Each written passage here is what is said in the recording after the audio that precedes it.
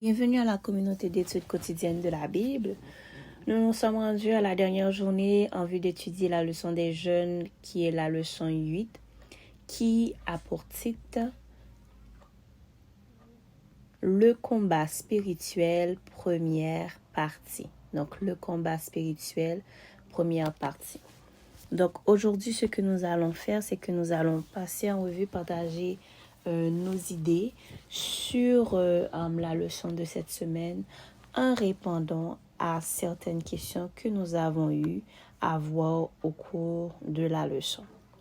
Donc, pour la première question que nous avons, ça va être pourquoi est-il important de persister dans la prière quand il ne semble pas y avoir de réponse immédiate?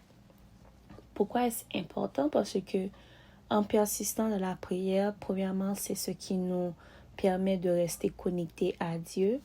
Mais même si nous n'avons pas de réponse immédiate, en fait, la prière, c'est vraiment la communication. Donc, c'est pas seulement de parler à Dieu, mais c'est aussi d'écouter Dieu nous parler. Et parfois, lorsque nous restons en prière, nous montrons en fait à Dieu notre intéressement, comment est-ce que nous voulons rester avec lui. Et ça, c'est vraiment quelque chose qui est très apprécié. Et deuxièmement, la deuxième question où nous allons vraiment détailler cette question-là, c'est Dieu répond parfois à nos prières par non ou nous dit d'attendre. Comment faire la différence entre les deux? Donc, pour que vous puissiez faire la différence entre les deux, nous allons vous expliquer quelles sont ces réponses. Premièrement, lorsque Dieu répond par un non. Donc, nous savons que cette réponse est la réponse que nous voulions moins, mais néanmoins, c'est une réponse. Nous disons aussi non à nos enfants quand ils nous demandent quelque chose de néfaste. Quand est-ce que Dieu, il nous dit non? Premièrement, il nous dit non à une prière incorrecte. Exemple, les prophètes de Baal au Carmel, au mont Carmel, prière honnête mais sans exaucement parce qu'ils s'adressaient à une idole. C'est ce que Dieu y défend. Deuxièmement, à la prière contre la volonté de Dieu. 1 Roi 19. Elle est fatiguée de la lutte spirituelle. Et il a reçu une lettre de la reine Jézabel. La réponse de Dieu, de non, Élie n'était pas destiné à mourir. Exemple, Moïse, lorsqu'il demanda à voir le visage de Dieu. Un autre type, c'est à la prière contre le plan de Dieu. Là, Dieu nous répond non lorsque nous prions contre sa volonté. Exemple, la prière de Jésus dans le jardin de Gethsémani. Dans Luc 22, verset 44, on nous dit que Jésus, en fait, ce qu'il a dit, c'est que Père, si tu voulais éloigner de moi cette coupe, toutefois que ma volonté ne se fasse pas, mais la tienne. Donc ça, c'est un exemple. Ensuite, nous avons que Jésus, en fait, qui a prié 3 fois, mais que Dieu n'a pas répondu oui. Donc là, on a la prière pour la délivrance de ce que Dieu a donné ou permis pour notre bien spirituel. Exemple, Paul. 2 Corinthiens 12, versets 7 à 9. Et pour que je ne sois pas enflé d'orgueil, à cause de l'excellence de ces révélations, il m'a été mis une écharpe dans la chair, un ange de Satan pour me souffléter et m'empêcher de m'enorgueillir. 3 fois, j'ai prié le Seigneur de l'éloigner de moi. Donc, si Dieu, en fait, il faut savoir que lorsque Dieu y répond non à notre prière, il a une raison à cela.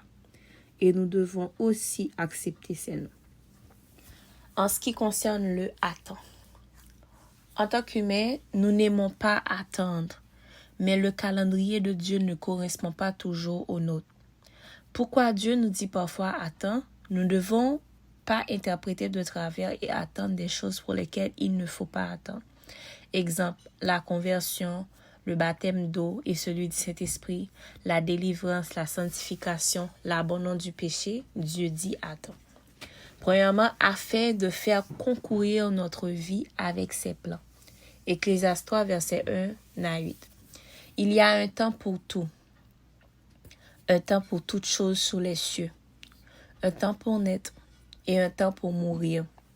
Un temps pour planter et un temps pour arracher ce qui a été planté.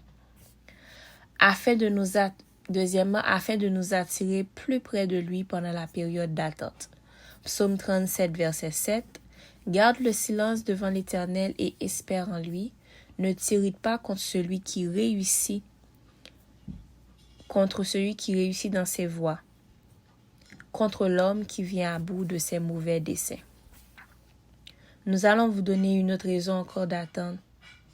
C'est qu'il est dangereux de ne pas attendre.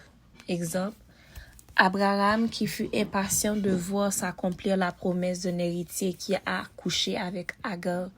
Suite catastrophique pour son mariage, pour la concubine et politiquement pour le peuple de Dieu et le monde entier. Donc, en gros, lorsque Dieu nous dit non, ce que nous devons nous souvenir, c'est que le non, c'est forcément à cause de... Parce que ce que nous demandons, en fait, ça va à l'encontre de ce que Dieu veut pour nous. Mais lorsque ça concerne un attend, donc c'est parfois que le timing de Dieu n'est pas notre timing à nous. Parfois, il nous demande d'attendre pour pouvoir nous renforcer au niveau spirituel, au niveau physique, en vue de nous préparer pour ce qu'il a réservé pour nous. Donc, tout ça, en fait, il faut toujours se le rappeler. Donc, merci d'avoir été avec nous tout au long de cette semaine pour étudier la leçon des jeunes qui avait pour titre, en fait, le combat spirituel, première partie.